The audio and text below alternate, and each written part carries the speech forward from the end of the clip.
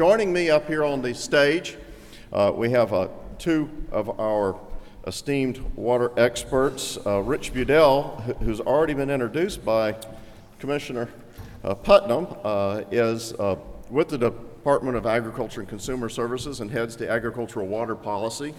He has his degrees from Boise State University and Florida State University. Now, since it is football season, that's a good ball game right there. I think. Who knows? We also have up here with us Bob Brown.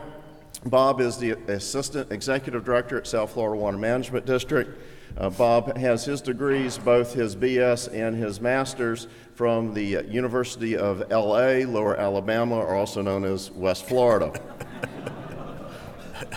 I've asked each to give us a bit of an overview of topics having to do with Florida water, and then we will go into a Q&A session. We've got, I believe, a few interesting questions for them to address. So who won the coin toss? Who's going first? You want to go? Okay. Do you want the phaser? It's set for stun. Okay. Thank you, Michael. Rich and I were on a panel on Tuesday of this week for the Florida Fruit and Vegetable Association. And unfortunately, at the Ritz-Carlton, they didn't let us do a PowerPoint presentation, so I've been in PowerPoint withdrawal all week. So, but I have my my little remote here. I think my presentation will be actually very, very good, especially following Commissioner Putnam's comments, other than the dog cussing, and I have been dog cussed in my career, but it's less and less each year, so I think that's a good thing. I think most of you are aware of this legislative session. It was somewhat difficult. It was tough. I've heard a lot of things from the outside world, especially the third-party stakeholders, primarily the environmental groups. And one of the analogies was this was a train wreck for the Water Management District, a train wreck. Well, I really don't think it was a train wreck. And my presentation's intended to show you, even if you think it was a train wreck, I think we're back on track.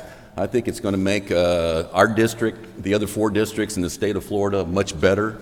As far as accountability goes, and especially in dealing with water resources and dealing with our partners in the agricultural community. So personally, I think it was a good wake-up call, and I'll quickly go through my presentation here. Again, I want to really briefly talk about Governor Scott's direction, DEP budget guidance, the supposed train wreck, the hammer of the legislative session, Senate Bill 2142. And then lastly, I'll talk about the budget development for our district. The governor's direction was very clear from the onset. You know, he wanted effective and efficient water management, which is essential to the public and to the economic health and growth of the state of Florida. He wanted us to get back to our core mission, to focus on what the water management districts were really created for. And I agree with Commissioner Putnam, not because, you know, I am somewhat biased, but I still think the institutions of water management districts was one of the great things that this state's done. I think it's a good thing. I think, you know, this state is on the forefront, has been for some time, and I really think, you know, with this recent legislation and the direction from the governor, I think if we get back on track, you know, you'll see where it was a good decision back in the early 70s. And lastly, it was to have more supervisory authority by the Department of Environmental Protection over the water management districts for consistency. As far as DEP's oversight and budget guidance, it was really to re-examine the structure and activities so that we could meet that core mission. It was no new debt. We've spent a lot of money over the years. No new land acquisition. Our district, between actual fee title and easements, we have over 1.4 million acres of property. So I think that's quite a bit of property. So we heard that message loud and clear. It was to analyze and streamline staffing in the water management districts, pare down and eliminate non-core activities, and lastly, to measure regulatory streamlining and consistency across the boundaries. And, you know, while I've lived in South Florida for 27 years, I am from the Panhandle, as Michael said, also known as Lower Alabama, and I do kind of pick up on things every once in a while kind of fast. And the governor's initial executive order, 11-01, I don't know if any of you are aware of it, but no new rulemaking, stop rulemaking, take a look at all your rules and eliminate any redundancies or duplication. So, you know, we shouldn't have been surprised that there was something coming down the pike after his signing of Executive Order 11-01. So really, what did Senate Bill 2142 do? It obviously was legislation that set the maximum amount of ad valorem tax revenue levied by the various districts. It also required the legislation to annually review the district millage rates and our annual budget. It gave the governor and the Legislative Budget Commission, known as the LBC, the ability to both have line item veto, and that was the part that really concerned and bothered a lot of people. Contrary to popular belief, the governor always had line item veto over our budget, but the legislation didn't. And I met, I guess it was 3 months ago, with former Governor Graham, also U.S. Senator Graham, and that part was really in his craw. He just thought that that was a violation, that there should be a separation between the legislation and the governor. The governor already had the ability to line item veto, and we don't need to give that same authority to the legislation. So I know he was very vocal during the session. And then lastly, it required each of the water management districts to provide a monthly financial statement to the board, and we post that actually on our website. And the initial filing was done on September 1st of this year, so you can actually see each month what our budget is and how much money we're spending. Quickly going through what really happened. So if you look at fiscal year 2011, our budget for based on ad valorem was $399 million. So with the implementation of Senate Bill 2142, it was supposed to be a 25% hit. So basically, our budget was supposed to go from $399 to $284. Unfortunately, because of the wording in the legislation, there's a difference on assessed property values versus collected property values. And most of us are aware if you pay your property taxes early, you get that 5% discount. So we went from a 25% reduction in millage rate to actually a 32.2% because of that difference, that 5% collection rate difference. So that's one of the things that we've discussed with the legislation, and we hope we can fix in the next legislation because, again, every dollar counts right now, and that was another $15 to $16 million hit we took. So we actually took a greater hit than 25%. So again, there was our actual reduction for fiscal year 12 on ad valorem. It was $128.3 million. And I think most of you are aware, but there are 5 water management districts in this state. We cover 16 counties. We cover 7.7 million people, which is approximately 42% of the population. And obviously our budget was almost both St. John's and Southwest, the other 2 large water management districts combined. So between the 3 of us, we definitely have a lot of money out there, which was obviously a target, and there was a perception out there that we weren't being very accountable. That's just kind of a look district-wide of the gross tax revenue versus the actual budgeted tax revenue. We have different basins. Big Cypress Basin, which is Collier County, they have their own basin, but they are part of the South Florida Water Management District. So that's really what I was talking about in the previous slide, how we actually went from $284 million to actually what was actually paid was $270 million. So that reflects that difference there of the 7.2% between 25% and 32.2%. One of the first things we did as a water management district in early June, we knew what was coming. So we basically sat down as a group, a very small group of us. Melissa Meeker is our new executive director. Melissa had worked for a few months in Tallahassee with DEP, so obviously she knew what the issues were. So we were actually very fortunate to have Melissa become our executive director because we knew what the exercise was from day one. So we basically spent a little over 2 months holed up trying to decide how we were going to take a 25% hit, let alone a 32% hit. So we developed guiding principles at our district. So we basically developed a budget that focused on the core mission that the governor had laid out for us. And again, it was to provide flood control and hurricane response. It was also to continue work on the Everglades restoration. Again, another important aspect was to meet our ongoing water supply and water resource development needs. We talked about streamlining of regulatory programs. While regulatory programs are a good thing, they can always be better. We can always get things out faster, change our threshold so you don't have to be in a district for 6 months or 12 months. So, and we are working on that behind the scenes. It was to continue to meet our ongoing debt service programs or payments and basically keep the lights on, keep the district operating without missing a step. So what we did was Before this session, we had 18 executive managers. So the first thing we did was we went from 18 to 9. So that's basically the organizational structure of our district. Obviously, Melissa's the executive director, and then we have our general counsel. We have a chief of staff now. We tried to more closely align ourselves with the state and the Department of Environmental Protection in some of our titles. We again, felt it was extremely important to have an Office of Everglades Policy and Coordination. We have our operations, maintenance, and construction, which basically is almost 50% of the staffing at the district. And then we have our other 3 departments or offices, our administrative services, water resources, and regulation. So how did we actually get to the $128 million? Well, the first thing was to take a look at our FTEs, full-time employees, salary reductions. We were actually hit with a couple whammies during this session. We not only had 2142, at the same time there was new state law proposed and signed into law that prevented any future severance packages for water management district employees. Prior to July 1st, we could actually, if someone was separated, we could actually pay them a severance package.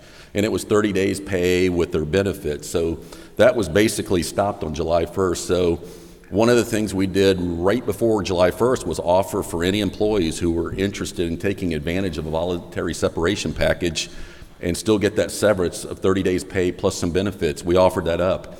We actually had 123 employees take advantage of our voluntary separation. It wasn't early retirement, but many of the employees did actually retire and start receiving their Florida retirement benefits. But it was a voluntary separation. 123.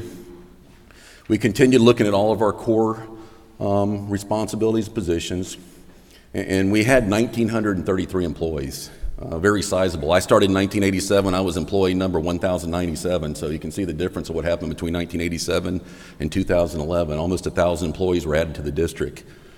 So we went through a workforce reduction, otherwise known as laying off people. We laid off 134 people, so between the two, we're roughly at 250.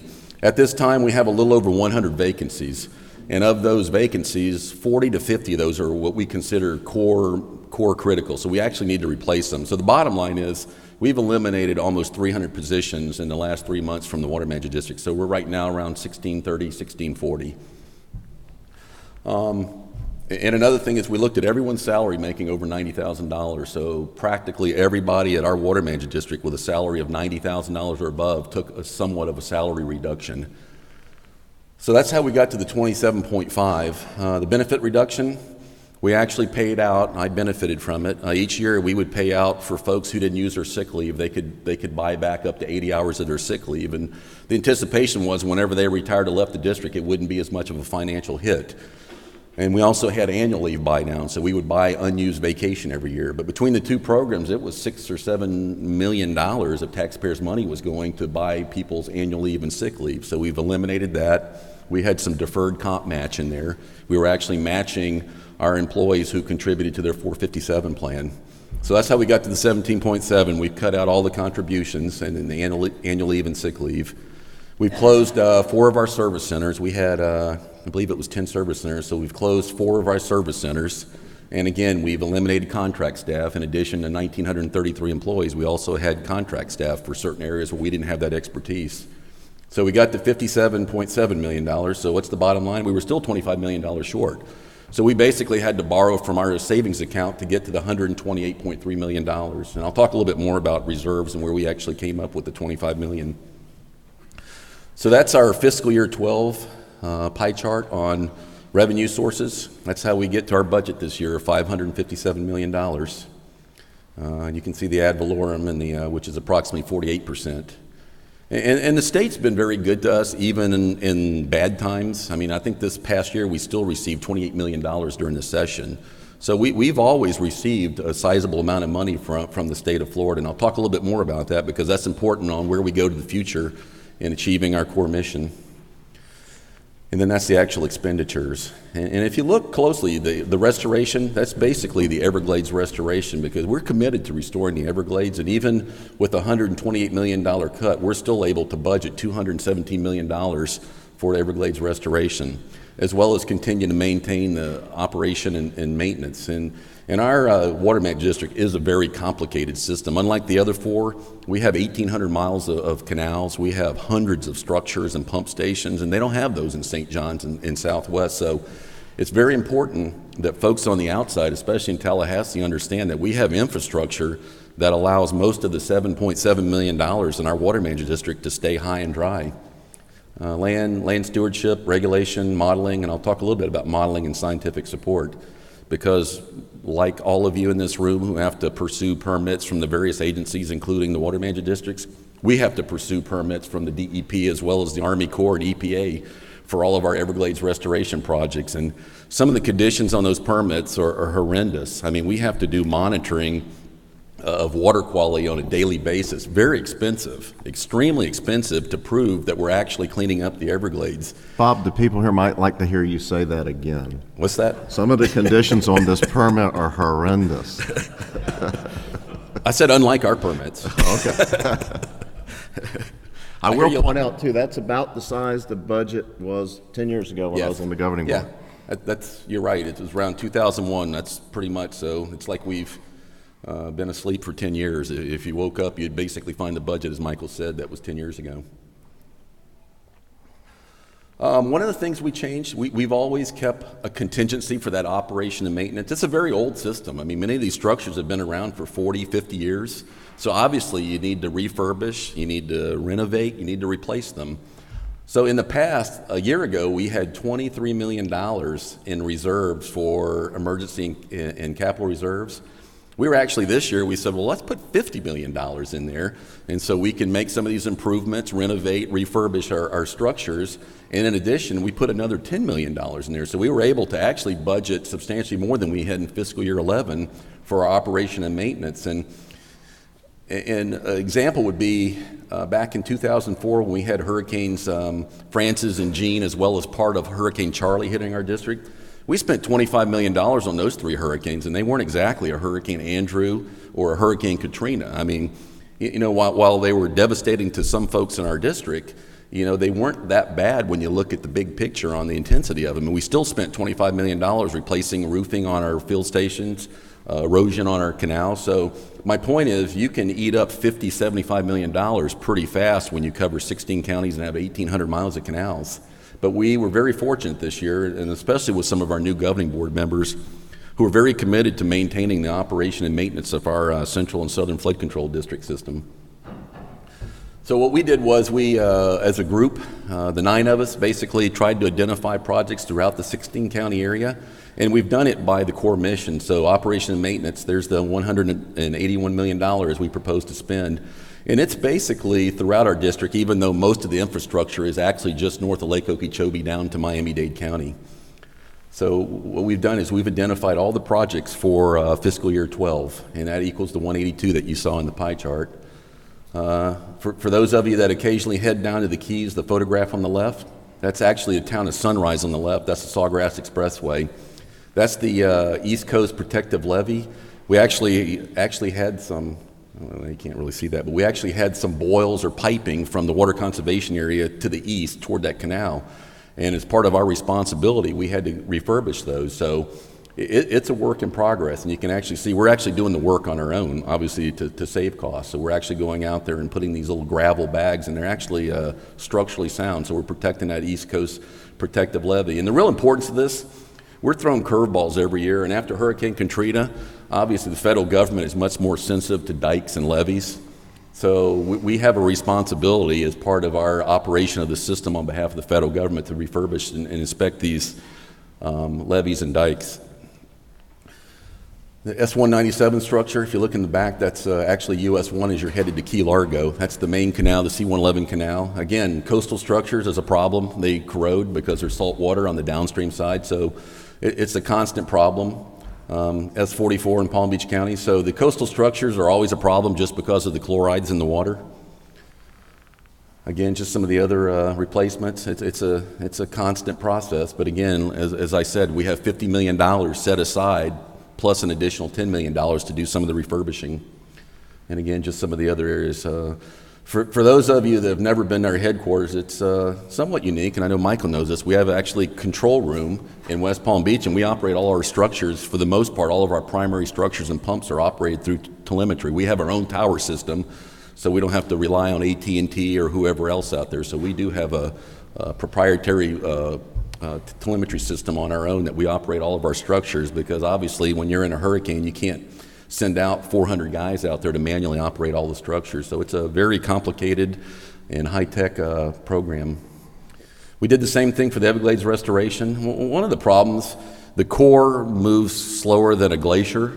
So we basically replicated the Corps of Engineers. We created positions to basically do what the Corps should have been doing. And it sounds good, but we weren't moving any faster than Corps. So some of those positions that we actually eliminated were actually duplications of the Army Corps of Engineers staff. And so I think actually we can actually get more done. So again, as I spoke about earlier, we've dedicated $217 million for doing Everglades restoration.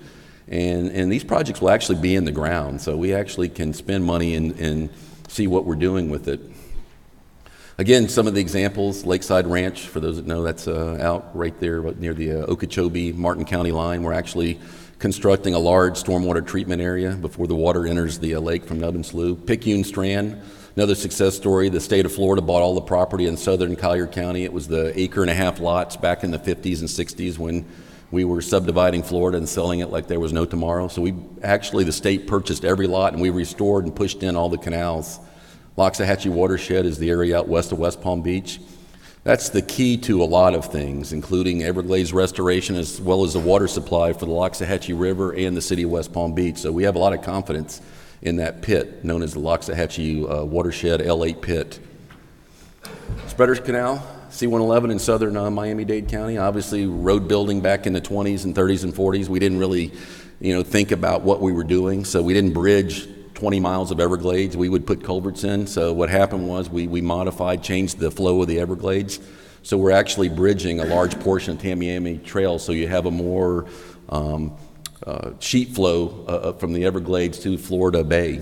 And that's what the C-111 project is. Same with Biscayne Bay. Parts of Biscayne Bay have become actually hypersaline, meaning they're not getting enough fresh water. So we're redirecting water out of our canals. Rather than sending all the water out at a centralized point, which is the mouth of our canal, we're actually putting in spreader swales off those canals and more evenly sheet flowing water to the Biscayne Bay so you can get the right mix of water quality.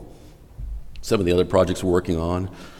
For those that have ever heard of Lake Hickpachee, it was a beautiful lake that was located just southwest of Lake Okeechobee. And when we constructed the C-43 canal, which actually ends up in Fort Myers, it went right through the middle of Lake Hickpachee, so it substantially lowered the elevations of the water in there. So we're proposing to restore the north side of Lake Hickpachee.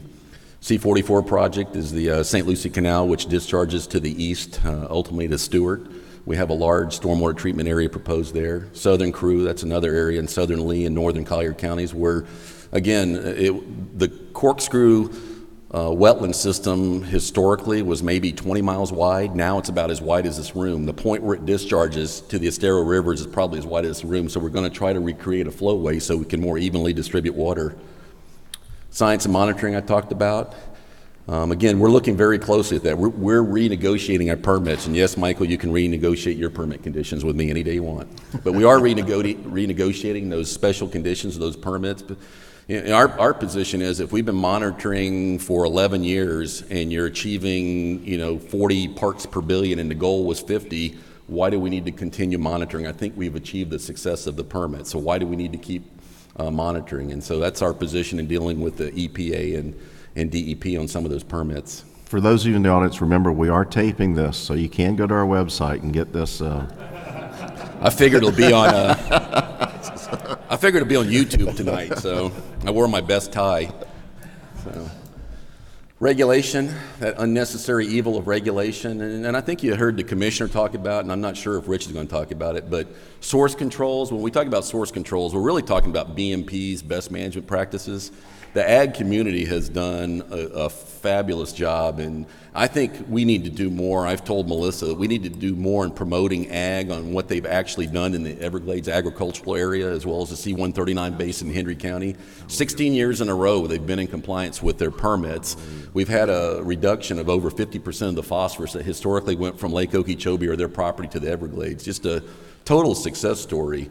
Now the question I'm always asked is, well, how do we get more? Well, BMPs are very much like miles per gallon in your car. You can change your spark plugs, you can put new tires on, and you can get a tune-up, but you reach a point where you can't squeeze any more. But I think they've done a great job, and we're continuing to try to squeeze out a little bit more water quality improvement, but a great job. Water supply, which is kind of the key of our conversation here today and the topic. Again, we're committed to doing water supply. In the past, when we were somewhat a much fatter agency, we had a considerable amount of money for alternative water supplies. We actually gave money to local governments. And it was really to help utilities come up with alternative sources, such as going to the Floridan aquifer, using reverse osmosis, nanofiltration. It was basically to help them, take the relief off of the surface water features, so there wasn't competition with other users, primarily ag. So we were very, very beneficial and fortunate for several years to give money to numerous local governments. Unfortunately, this year we're down to $1.5 million. That's all we have. So we're going to continue to work with the state and legislation to see if we can get more money, because obviously water and competition in the future, that is important, and it is going to be an issue. And I think the more utilities that we can take offline from using surface or shallow wells, I think it'll help us in avoid that competition with the agricultural interests. Bob, perhaps we should go back to that dedicated $500,000 we had for alternative water supply. It might be a good idea. We did that when I was on the governing board, and then as we were fearful, it became homogenized with the basis of the overall rate. But that's a great way to designate funds for a very important project. I agree with you, Michael. Another one of the exercises was to spend down our reserve. We had $420 million in reserves, and combined with the other two large water management districts, it was close to $1 billion. And that was really what the flashing neon light in Tallahassee was. The state is looking for funds. They've been laying off staff, and here the three water management districts are sitting on $1 billion. Now, some of that money was earmarked for Everglades restoration. I think around 169 of the 421, but still it's a sizable amount of money that was actually sitting in our reserve. So what we've proposed is to have a spend down plan over the next 5 years. And if you look at what we're doing in fiscal year 12, we're actually spending down from 421 to get to 282. So we're actually using $139 million reserves to do those projects I showed you, as well as come up with the $28 million that we needed to achieve Senate Bill 2142. But that's a spend down plan for our district over the next 5 years. So the goal is at fiscal year 16 to have approximately $65 million in cash for a rainy day, and hopefully we'll never have that hurricane that we were just talking about, but we need that reserve. We do need that to maintain our infrastructure should we have an emergency or disaster. And again, this is just a plan on how we propose to spend, where we propose to use those funds on that spend down plan over the next 4 years. Some of them are ongoing with the white, and then the gray are the new areas. But we're trying to basically, apply money throughout all 16 counties and make sure that we actually accomplish the goal, not only south of the lake in the Everglades, but also north. Future actions, I think you've heard some of these today, but it makes no sense for government agencies to fight, to sue each other. I mean, we're in 2 lawsuits right now with the federal government. I can't tell you how many millions of dollars we spent on the Everglades restoration. No state has done more than the state of Florida. We've spent $1.8 billion. We've constructed 50,000 acres of STAs, and it's not enough. It's not enough, and I don't know what the answer is, but hopefully the governor and Secretary Vineyard are taking the lead, and we'll partner with them, and rather than being an equal foe, we'll sit in the back seat. But I think between the water management districts, the Secretary of DEP, and the governor, I think we can have success. But it's very much like dealing with tax codes. We heard that last night. It's a crapshoot when you're dealing with EPA and the federal government. But we do have an area, and where all 3 districts meet, and you're pretty close to sitting on it right now. It's called the Central Florida Water Initiative.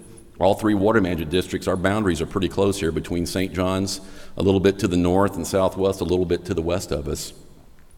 We haven't done a very good job of playing together over the last few years, the three water management districts. I think with change in leadership, you'll see a much better opportunity for all of us to be one happy family again. I was telling Michael earlier, I mean, we had three different models. The three water management districts all had three models, and they all were in every direction. So we need to come up with one model when we apply consumptive use permitting rules, and we're doing that right now. Actually, we're letting the federal government, USGS, work on the model, and we'll all piggyback that model. That's the best way to do this, rather than three kids running out and doing their own thing.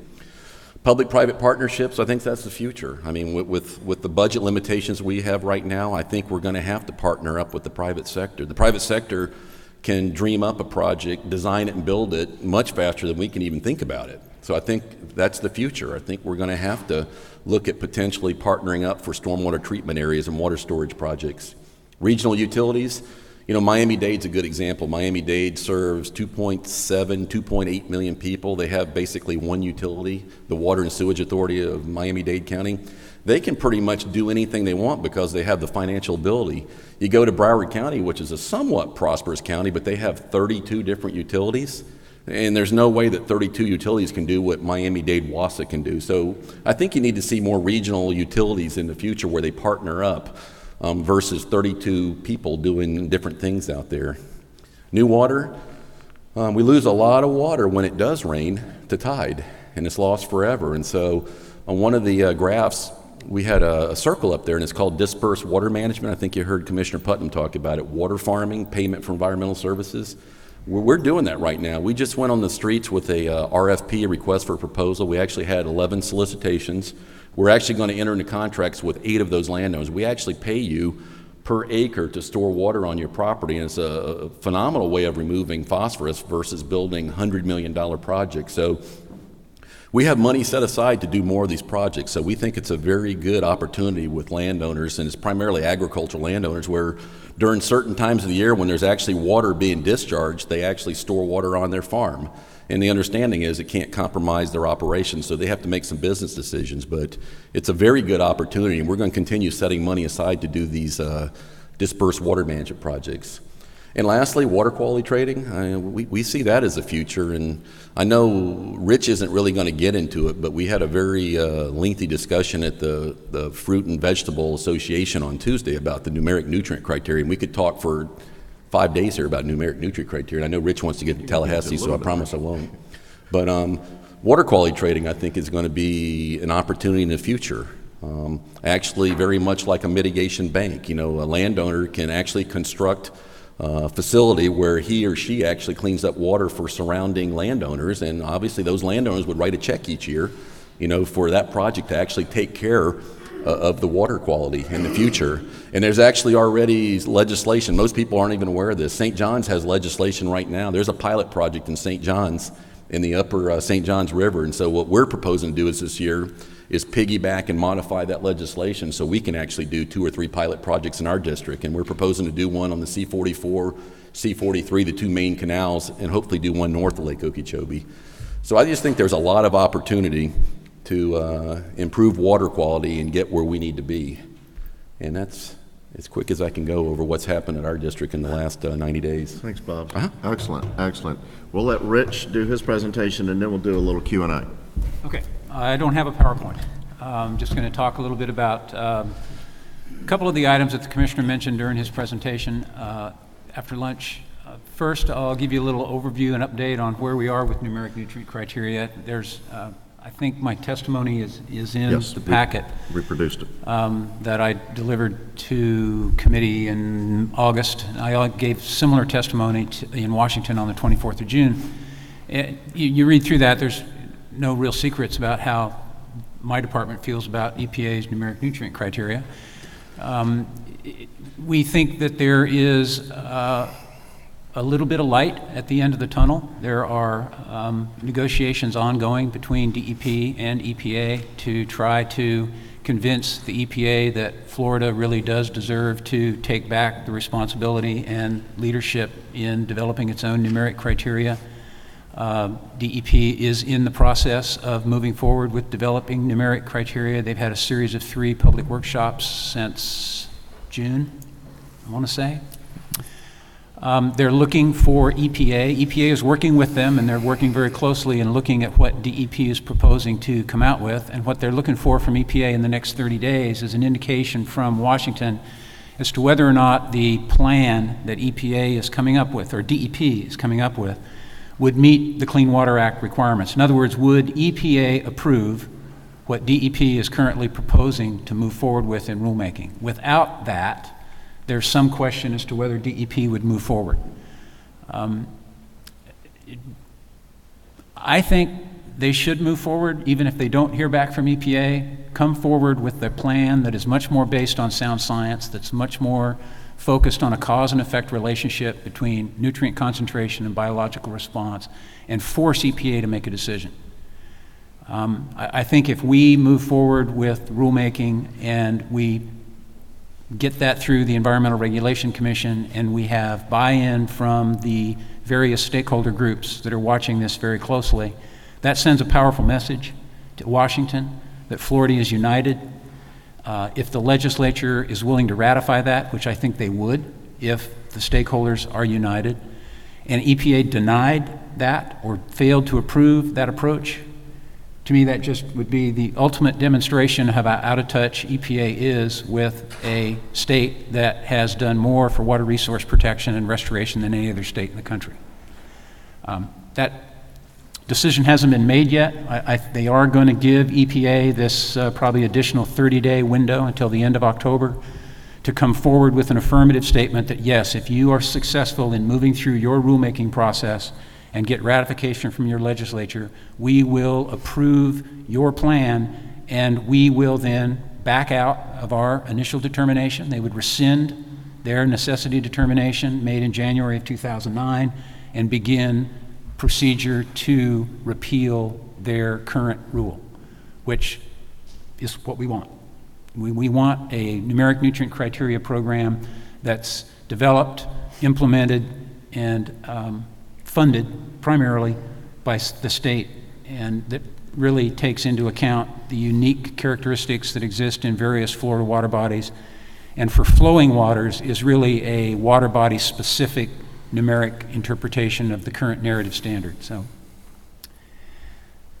a lot of stuff is going to be happening in the next 90 days in the numeric nutrient criteria front. It's a little uncertain right now as to whose criteria we'll be implementing, but if all things go well, the planets seem to be lined up. There seems to be a new attitude about negotiating between EPA and Washington and Tallahassee. Hopefully it'll be Florida's criteria that go into effect, not EPA's. Perhaps we should resurrect our original state motto that was on the flag. I believe it was, "Let us alone." Let us alone. Yeah, that would be great. That's certainly been the message that we've tried to consistently deliver to EPA. And that's been picked up aggressively by the congressional delegation. A lot of pressure has been put on EPA from our congressional delegation. Most recently, a letter was sent, I think just earlier this week, signed by all of the Republican members to Lisa Jackson,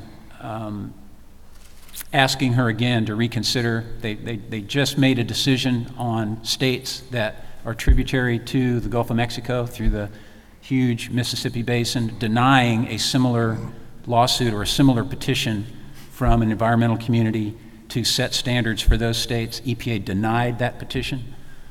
We see that as a little bit of a change in policy and another reason to ask them again to reconsider and back out, let Florida do its own water quality regulations. Excellent. I want to spend just a minute talking about House Bill 421. Again, you heard the commissioner talk about that, and I know the panel that was one or two panels just before lunch. That is a significant shift in the responsibilities of our office, our department. We want to be very measured in how we propose to implement House Bill 421. I think there may be some misinformation out there, and we've put a little one-page kind of summary of how we are interpreting 421 and how we are proposing to move forward with rule development and rulemaking to implement that. Did you get that in the package too? Perfect. It is in your materials. We do not see House Bill 421 as some kind of license for landowners to go out and essentially do anything they want on their property without a permit. We don't think that was the intent. So if it is not going to be okay for you to go out and just wholesale convert wetlands to agricultural land. It talks about adversely impacting wetlands if your activities are normal and customary. We don't think adversely impact is equivalent to convert. And so, you know, we're going to be looking at, we've got a caseload already. We've already had about 15 of these petitions that have come from either private landowners or the water management districts to arrive at a binding determination on whether or not the activity is exempt or whether it requires a permit. But we haven't ruled on any of them yet, and so we're going to be very careful in the first few that come out, because we know those will be the precedent-setting ones. People will be reading through and between the lines very carefully. But we want to be measured, we want to be fair, and balanced in how we implement that statute, and that's our intent. We are going to be publishing a notice of rule development, probably in the Florida Administrative Weekly in the next couple of weeks, and we will hold workshops, public workshops, obviously, as we move forward with the rules that will be necessary for us to implement that new program. Don't think you're going to be able to use that phrase. I think Fox News already has a trademark on fair and balanced. Fair and balanced? Okay, sorry. The House Bill 421 information bulletin is in your materials behind tab 6, about 8 or 9 pages before tab 7. The only other thing I'll just briefly touch on is water supply. I think there will be legislation this year that will be trying to see if there's not a way to tweak the current water use permitting program, provide more surety in the length of permits. I certainly know that there will be an effort on the part of some of the public water supply utilities to authorize or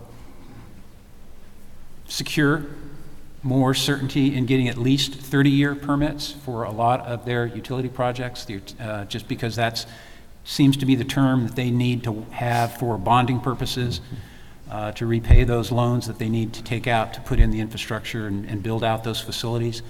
The comments that I made day before yesterday to the House Select Committee on Water Policy up in Tallahassee is that agriculture, I think, has as much, there's as much attraction to longer-term permits for ag as there is to utilities. I think that if the legislature is going to consider a bill that begins to offer a longer-term permit to one user versus another, that's a recipe for disaster. We need to maintain equity between agriculture and other self-suppliers, along with the utilities and the natural system. If we begin to tier one over the other, we're just setting up the competition for the wars that the commissioner mentioned. The water supply issue is huge statewide. It is, as he said, it is no longer just a South Florida issue or a Central Florida issue. We have the Council of 100 a decade ago or so, less than that, wanted to pipe water from the Suwannee River down to Tampa Bay to relieve some of the pressure. Suwannee River Water Management District, the entire eastern half of that district, is going to be declared a water use caution area this year by their governing board, if it hasn't been already, because of a combination of withdrawals from utilities on the East Coast and southeast Georgia, believe it or not, drawing down spring flows, and minimum flows and levels aren't being met there in the eastern part of that water management district. And agriculture is the economy in the Suwannee River Water Management District. There isn't any other component of the economy but agriculture, and we really are facing a kind of a desperate situation where 5, 6, 7 years from now, Suwannee River Water Management District may not be able to approve permits, reissue permits to agricultural producers because they're not meeting MFLs. So lots of rubber is going to hit the road here probably in the next 5 or 6 years, I would think, in the water supply side.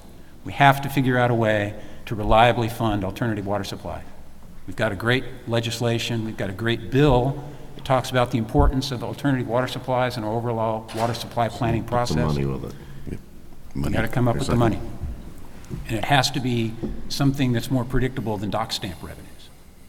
It's just my opinion. I don't know what it's going to be, but it's going to have to be something more predictable than something that fluctuates so wildly with the economic cycles. We had a question this morning that really sort of dovetails nicely into that presentation, Rich. And I think it was Ron Hamill's question, but I'll paraphrase it slightly. Can we come up with a common currency of what the value is for these different services we're talking about? You do have a marketplace out there for raw potable water that goes into the utilities.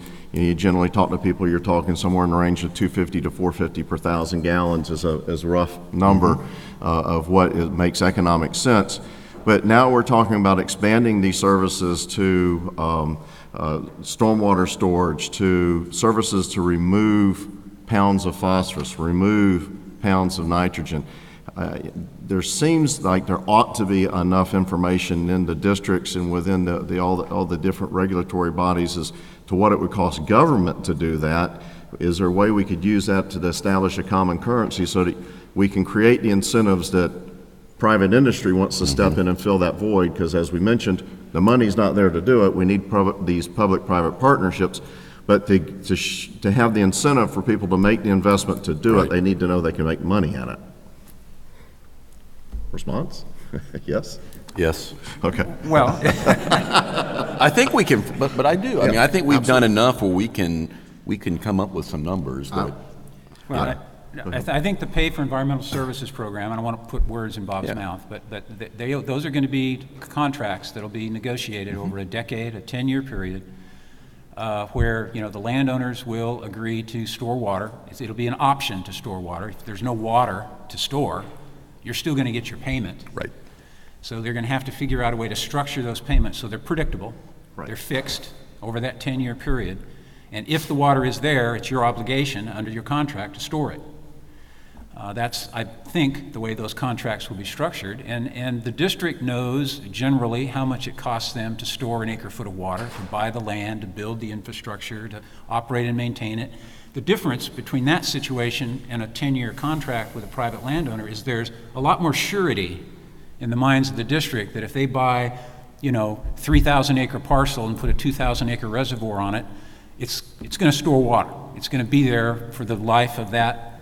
Not if the Army Corps of Engineers is involved. That's true. That's true. There's always that variable.